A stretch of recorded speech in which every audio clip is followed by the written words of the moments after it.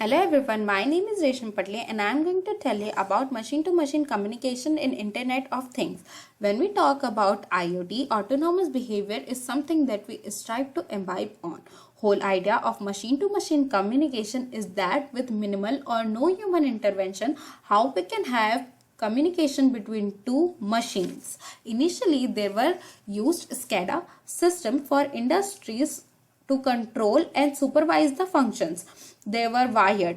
We can say that machine-to-machine communication is a wireless variant of SCADA.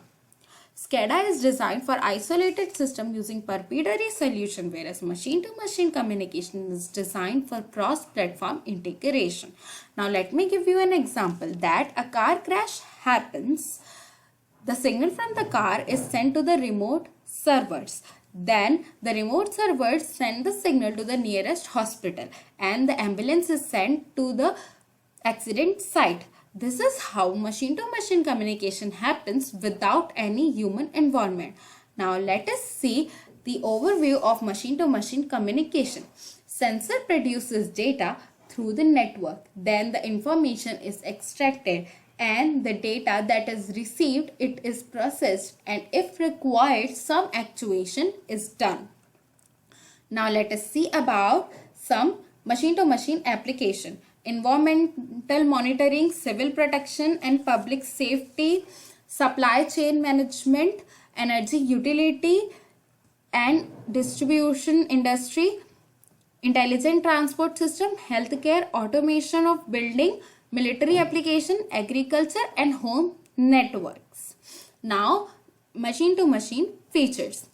Large number of nodes or devices are needed as there is no human intervention, low cost and they are easily available, energy efficient, small traffic per machine as we use it in large numbers, large quantity of collective data. Machine-to-machine communication is free from human intervention.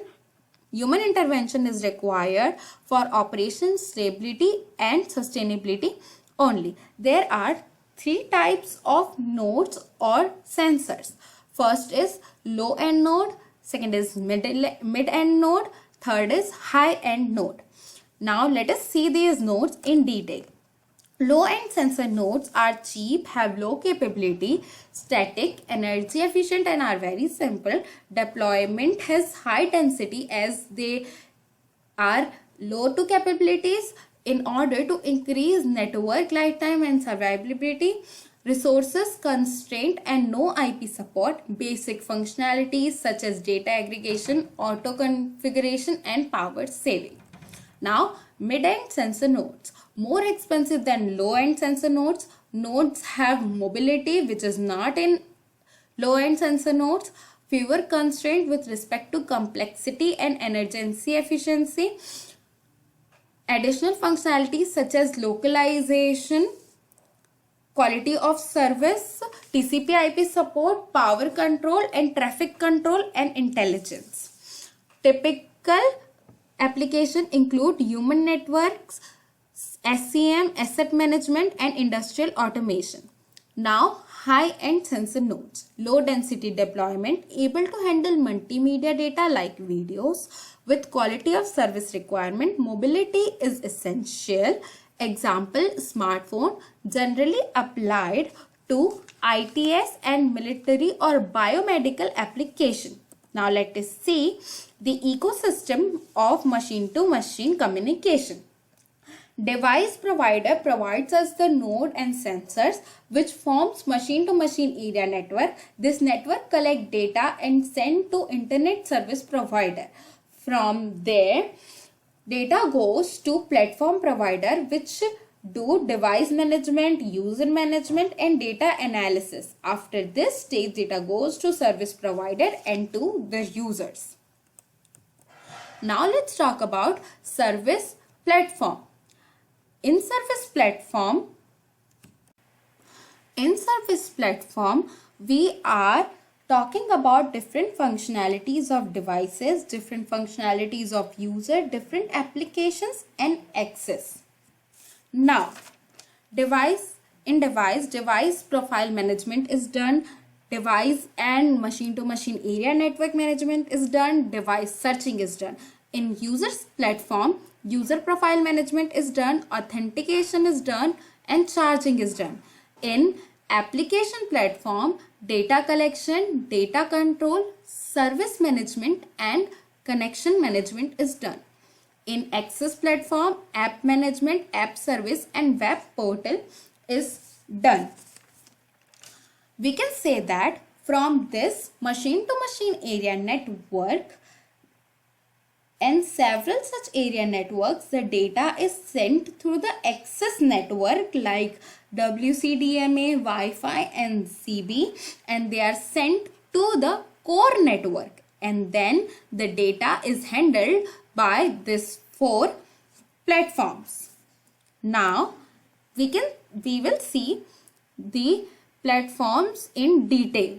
First, device platform. It enables access to the object or devices connected to the internet anywhere and anytime. Registered devices create a database of objects from which manager uses the service can easily access information. Manages device profile such as location, device type, address, and description. Provides authentication and authorization key management functionalities. Monitors the state of devices and machine-to-machine area network and control them based on their status.